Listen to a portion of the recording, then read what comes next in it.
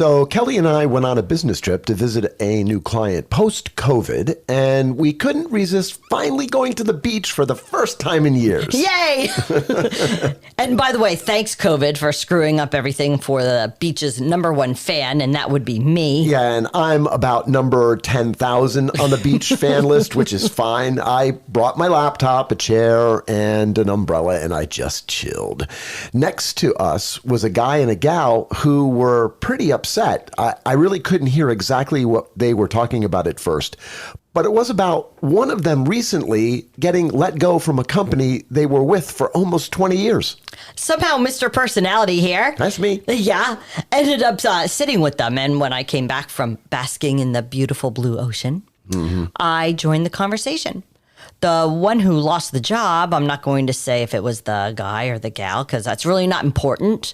But they said, how am I going to replace the great pay I lost? Yeah, I asked, what did you do last? And they said, I was the company's receptionist for the last 20 years.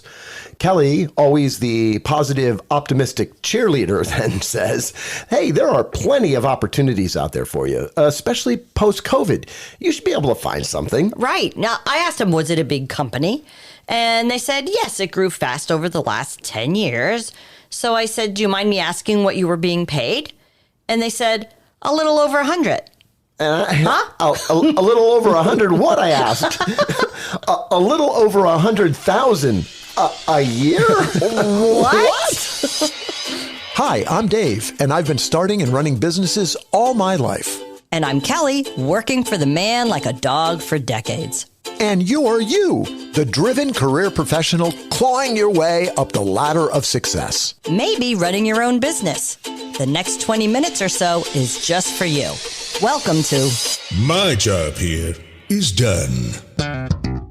Hey, welcome and thanks a lot for taking a break to give us about 20 minutes of your time today. I'm Dave. And I'm Kelly, and we talk about career success and entrepreneurial business growth on this podcast.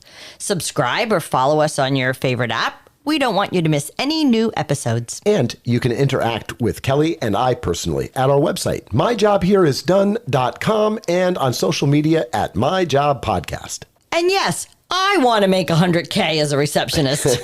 I was a receptionist back in the day. I think I made $6 an hour. Max, yeah, right. This story about the 100K receptionist today has myriad fails and problems associated with it.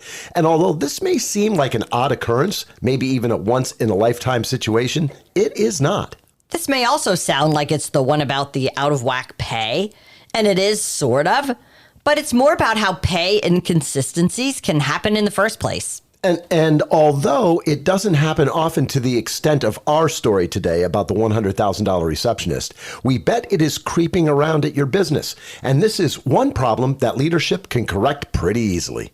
Before we dive in, the two people we met on the beach, Archie and April, were both very nice people. Yeah, they were sweethearts. Yeah. One of them worked as an electrical engineer in and out of various jobs over the last 20 or so years and moving up the ladder of success. Yeah, and the other, who was actually making the most income for the family at that point, was a frontline receptionist working for the same company for about 20 years. Curious to know how a role like that could make $100K, we asked if the duties for the receptionist were unique, or was this like Apple or Ford or some unique thing like that? And they answered no. It was literally a normal receptionist job, and they were making $100,000 a year. I chatted with them for an hour or so, and both had saved enough money to not be an immediate crisis over the lost income, but they did need to replace it eventually. The story was, this person started with the company early on as the first receptionist. They didn't have any other work skills as it was their first real job, but they had a degree in political science, which they had zero interest in. I hate hearing that. I know. If you're going to waste 4 years in college... Careful, Bucky. I mean, if you're going to put your life on hold for 4 years while you go to college, please at least consider a degree that you can use no matter what you end up doing. He is an anti-college, I promise. I promise too. You can hear our ideas on adult education if you listen to our episode, If You Don't Go to College, You'll Never Get Paid Well. Poppycock. Well, thanks for sticking up for me, Mom. You're welcome. Can I continue now? Yes, please do. Anyway, as the company's receptionist, this person started off in that position at a normal pay scale when they first started. But over the years, as the company grew, leadership rewarded the loyal employees with some nice increases. And leadership thought, well, we need to be fair and equal to everyone, so they automatically gave all employees a 5% merit increase each year. Everybody was happy. And in this person's case, these salary increases that are so often given out in an attempt to show some level of appreciation resulted in 20 years of compounding salary to the point where this person was now making $100,000 a year. As a receptionist. And I don't say that to diss receptionists or anybody. I say it to illustrate the problem we're going to talk about today, and some ways for you to consider to nip this in the bud if it's happening at your business or company. We think automatic merit increases or even yearly salary increases just because employees in general are doing a good job are hurting you as a business in misappropriated payroll costs, stunting your growth, and doing your employees no favors. If you're in a leadership position, I ask you to take a moment and reflect on your teams or your whole employee population if you happen to be the ruler of the castle. Ask yourself these questions. Have you given a pay increase to an employee just because you had not done so in a while? No other reason? Have you looked at payroll expense or budget and said, I absolutely need to add 3 to 5% to this budget for next year so I can do across the board merit increases? Remember, we're talking merit increases here, not necessarily cost of living. Or have you ever said to yourself, the employee is making too much money, and this one is not making enough money? If you answered yes to any of these questions, and I think you know you have, we suggest you reconsider the way you pay your people. Because you just admitted that your pay system is based on either old common practices of automatic pay increases, or that you may have lost control of the fairness factor in your pay system. Yeah, and as a result, you're missing an opportunity to help your company and your people grow. Let's go back to Archie and April for a moment. I asked them, did they do anything over the years you were there to improve your future? Like learn new skills or find a way to advance in the company past the receptionist level? The answer was no. They were comfortable with that job. And as they said, hey, it's not like I wasn't being paid well. Until you're not. Yeah. I asked if they had a reason why they were let go. And they said the reason was cost cutting. I bet it was. Yeah. Someone finally realized that the receptionist job, no matter how well it was being done, was not worth or justifiable at $100,000 a year. For our new beach friends, sadly, they will never replace that job with a new job that will pay that type of money. And worse, they have no alternative skills. This is bad all around because I can also guarantee the owner who trusted them for 20 years did not want to lose that loyal employee who also had extensive tribal knowledge. Now that person's gone. Yeah, and that's too bad. Yeah, okay. I hear you saying in the background, because I can hear the internet. It's in my head all the buzzing. time. The internet is in my head all the time. I hear you saying $100,000 a year receptionist is a long shot and an exaggeration for effect. Fine. Forget about the role. The math here is simple, and that's what I want you to apply as you think about this. If a person starts a job at $40,000 a year and you give an automatic 5% per year raise, they'll be making $106,000 in 20 years. So yes, it could happen. The point here is that you don't want that to happen. It's runaway pay, and it's hurting everyone. Yes, everyone, even the employees. The story of April and Archie illustrates a problem employers have with common compensation systems. Most compensation stages work like this. Get the new employee at the least possible cost. If there's a pay band established for the job, the unsung goal is to bring new people in at the bottom of that band as often as you can. Yep, you're right. And the next stage is what we call the first bump. That's the point where the new employees now pass, let's say, a probationary period or who has passed certain certifications required for continued employment. And they're now considered fully oriented. This often coincides with a bump in pay or benefits. From there, the norm is usually programmed yearly raises based on some external factor like company profits, national cost of living increases, inflation, or something else that one single employee or role cannot control or influence. The mantra sung is this: when the whole company wins, you win. And that's okay to do. But look closely at the majority of the employees that you have that can't influence a change. For instance, if goals are based on sales and the sales team blew it, there's absolutely no way the receptionist could have intervened to save the day, Right. no matter how hard they worked. So the company didn't win because of the sales team. Everybody suffers. Not good for morale, and it's a great way to silo people and create animosities. And I can tell you firsthand, these programmed pay increases are often viewed by employees as both expected and counted on. You bet. And when something goes wrong and the automatic yearly increase isn't so automatic this year, employee satisfaction levels plummet. Yeah, these programmatic comp plans, to me, also send a message that if you just make it through the year, slip under the radar, do your job, the company is going to reward you for doing that forever and ever and ever. I've lived in this world just like your employees are living it, and I can speak on their behalf. Employees know one thing well about your business, and that's how much they get compensated.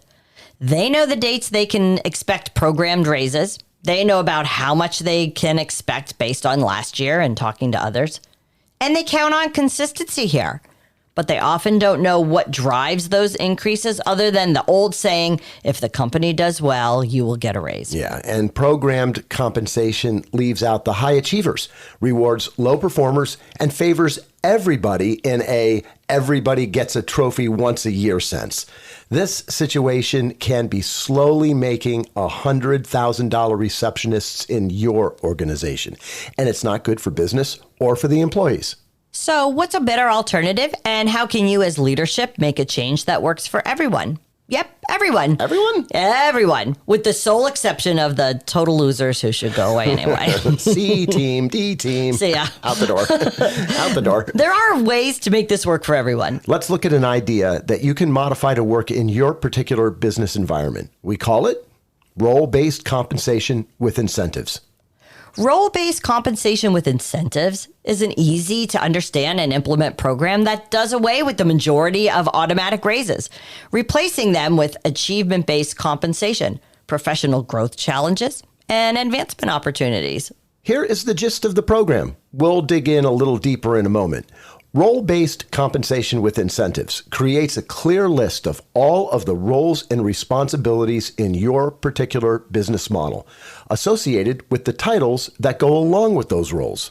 It also clearly and very visibly provides the minimum and maximum compensation range for a particular role. Yeah, and visually may actually include and should, your public postings for job posts, so you let people know what the expected salary range is, which a lot of businesses just don't do these days. My pet peeve. Yep, Number absolutely, one. absolutely.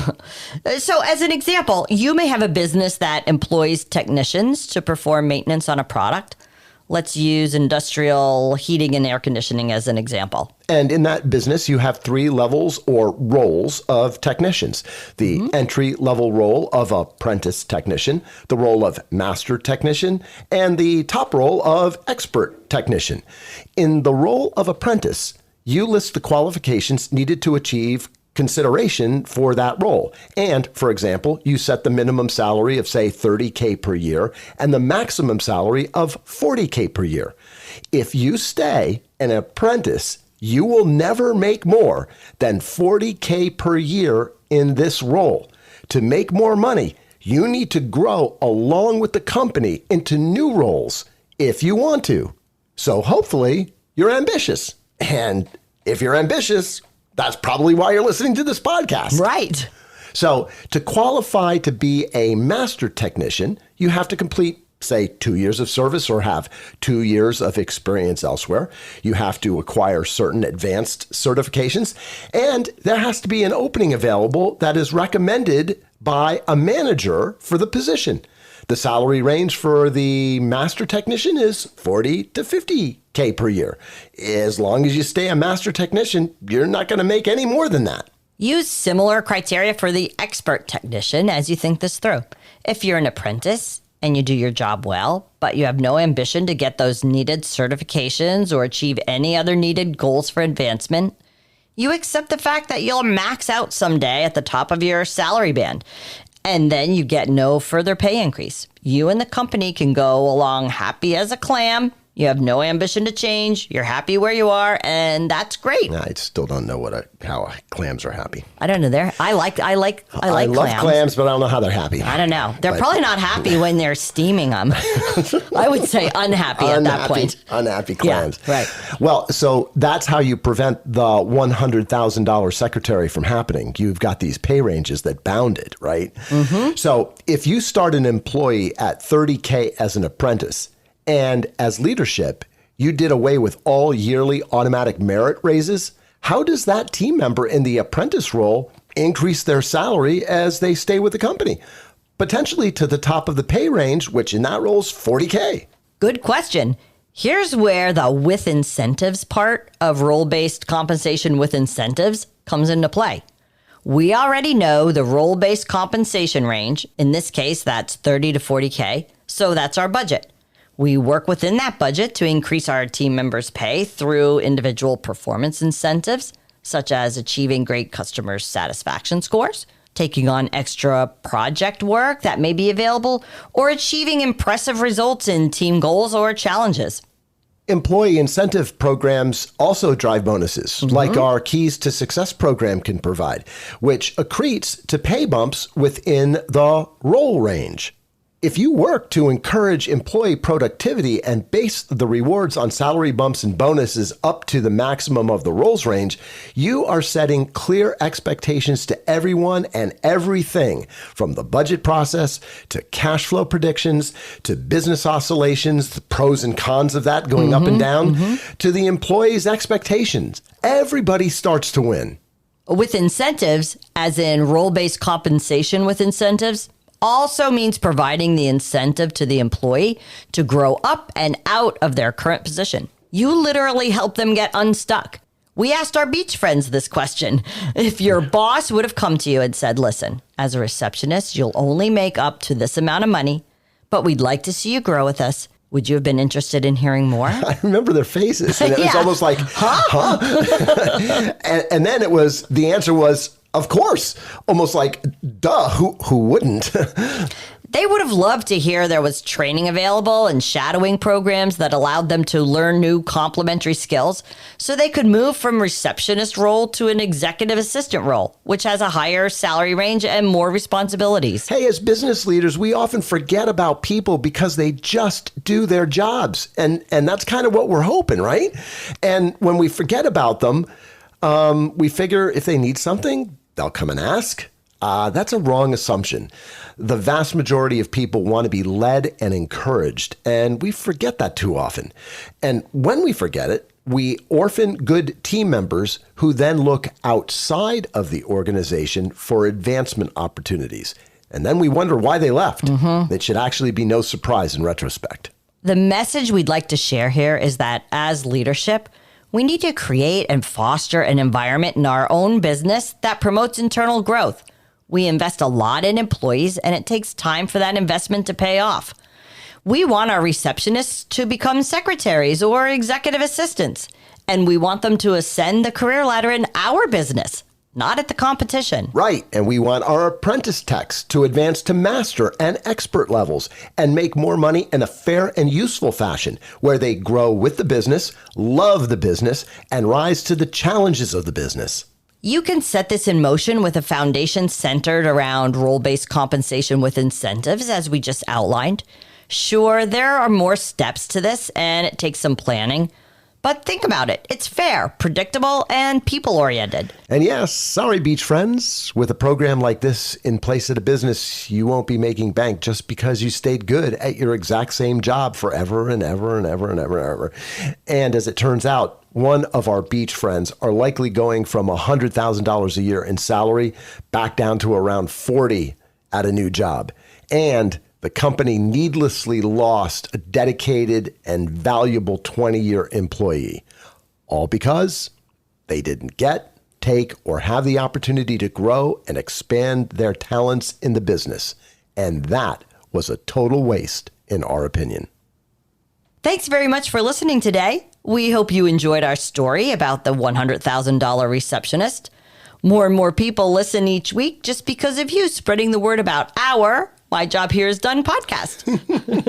So thank you very much for telling a friend about us. And please tell your friend that they can follow our podcast anywhere and everywhere podcasts are available using their favorite app or at our website, myjobhereisdone.com. I'm the announcer guy, and I sound as good as the story you just listened to. My Job Here Is Done is a podcast production of 2.0 LLC. Thank you and your awesome ears for listening. Want to get involved? Have your own special story to share? Tell us all about it, and you might get some airtime, just like me. Browse over to myjobhereisdone.com. Yeah, squish that all together into one word, and look for the My Story link. Until next time, my job here is done. How come whenever you sit down to record, you have to burp?